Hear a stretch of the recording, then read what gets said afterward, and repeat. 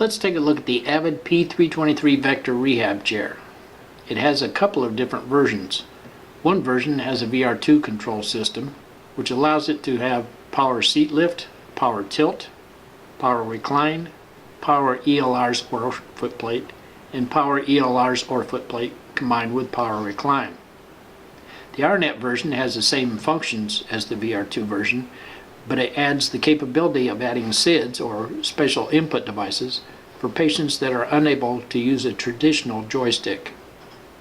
One of these options, the Omni Control, actually allows two SIDs or special input devices and a user switch, the ability of attaching at the same time, and even has a port with a built-in transducer for sip and puff.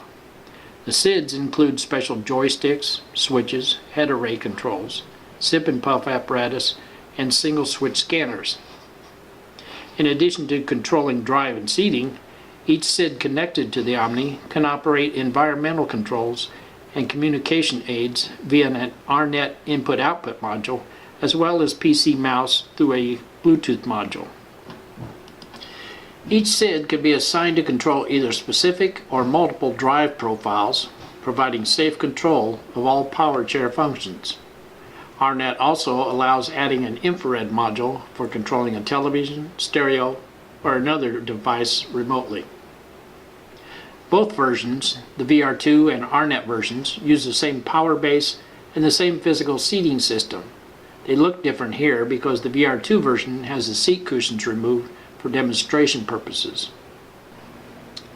Both versions are capable of being outfitted with an attendant control. This allows a caretaker or a family member to walk behind and control the chair. When activated, the attendant control overrides the joystick control. Notice the appearance of the VR2 version hand controls.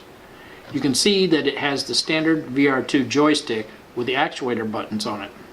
In addition to the joystick, there is a meter control box directly below it. The meter control box controls the ISM or the Intelligent Seating Module. It takes the single actuator output of the VR2 and directs it to the actuator or actuators that you have selected. It is a rather simple and cost-effective way of doing it. Let's first take a look at the way the VR2 version Vector operates. When you turn the joystick on, it immediately goes into the drive mode. Operation of the unit is the same as any other chair as far as the drive goes. If you want to adjust the seat actuators, press either the actuator buttons. Both will light. Then go to the meter control box. When you depress the yellow button, it will step through the different functions each time you press the button. Here you see it go from the elevator or lift function to the tilt function, then the recline function, then the right ELR, then the left ELR, then both ELRs combined with the recline, and back to the lift function. One of the features of the P323 Vector is the shear reduction seating. Shear is also referred to as parallel shear stress. In the case of an articulating seating system, it's the effect of the seat moving at a distance from the pivot point.